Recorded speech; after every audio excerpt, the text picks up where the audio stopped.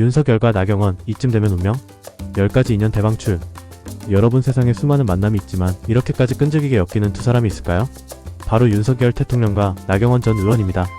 이 둘은 단순한 정치적 동료라고 하기엔 너무 많은 우연과 필연이 겹쳐 있습니다. 대학교, 사법연수원, 정치권, 그리고 대선까지.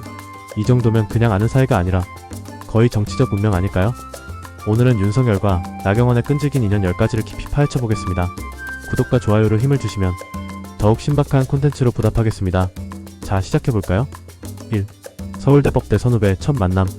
이 둘의 인연 무려 대학교 시절부터 시작됩니다. 윤석열 대통령은 1979년 서울대학교 법학과에 입학했고, 나경원 전 의원은 1986년에 같은 서울대법대에 들어갔죠. 무려 7년 차이. 서울대법대는 선후배 간 유대가 강한 곳으로 유명한데요. 특히 법조계에 진출하려는 학생들은 자연스럽게 선배들에게 조언을 구하고 스터디 그룹을 만들기도 합니다. 나경원이 학창시절 법조인의 길을 걷기 위해 선배들과 교류하는 과정에서 윤석열과도 연결됐을 가능성이 큽니다. 두 사람이 학창시절부터 같은 학교, 같은 학과에서 인연을 맺었다는 것만으로도 뭔가 운명적인 느낌 들지 않나요? 사법시험 합격 후 사법연수원 선후배. 대학에서 7년 차이 나는 선후배였던 두 사람. 그런데 이게 끝이 아닙니다. 두 사람은 나란히 사법시험에 합격하고 사법연수원에서도 선후배 관계가 됩니다.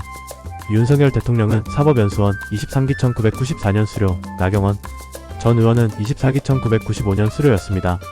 1년 차이지만 법조계에서는 연수원 기수도 매우 중요한 의미를 가지죠. 사법연수원에서는 동기뿐만 아니라 기수 간 네트워크도 중요했기 때문에 서울대법대 출신의 선후배였던 두 사람이 여기서도 서로 알았을 가능성이 높습니다. 3. 검사와 판사의 길 엇갈리지만 다시 만나다. 연수원을 수료한 후 윤석열은 검사로, 나경원은 판사로 임명되면서 다른 길을 걷기 시작합니다. 한 명은 공소를 제기하고 한 명은 판결을 내리는 역할.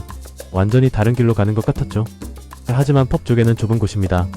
판사와 검사로 재직하면서 같은 법조 행사, 학술 모임, 동문회 등에서 계속 얼굴을 마주쳤을 가능성이 크죠.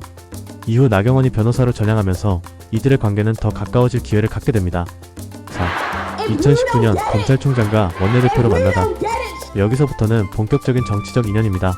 2019년 윤석열은 문재인 정부의 검찰총장이 되었고, 나경원은 자유한국당 원내대표였죠. 특히 조국 사태가 터지면서 윤석열은 검찰 수장의 입장에서 조국 수사를 진두지휘했고, 나경원은 국회에서 조국 OUT를 외치며 강하게 지원 사격을 했습니다. 이때부터 같은 편이었죠. 심지어 나경원은 당시 윤석열 총장은 흔들리지 말고 수사해야 한다며 대놓고 응원하기도 했습니다. 이쯤 되면 정치적 동지관계가 시작된 거죠. 대선 경선에서의 미묘한 관계. 2021년 국민의힘 대선 경선. 나경원이 과연 윤석열을 지지할까, 홍준표를 지지할까?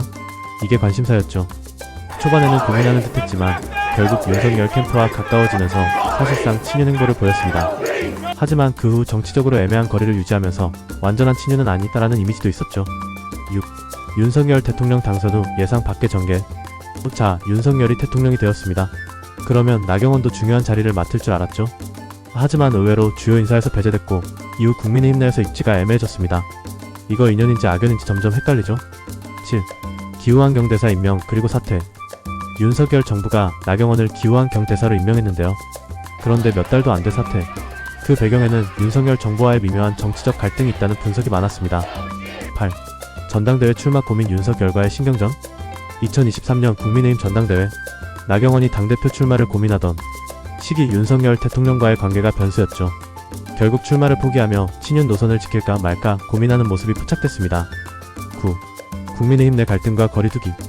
당 내에서 친윤과 반윤의 싸움이 벌어지면서 나경원도 윤 대통령과의 관계를 조절하는 모습을 보였습니다.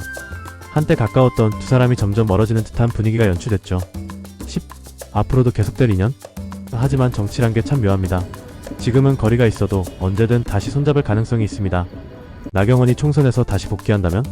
윤석열 정부 후반기에 중요한 역할을 맡게 된다면? 또 다른 인연이 이어질지도 모르죠. 여러분, 이렇게 윤석열과 나경원의 끈질긴 인연 10가지를 정리해봤는데요. 과연 두 사람은 앞으로 어떤 관계를 이어가게 될까요? 여러분의 생각은 어떠신가요?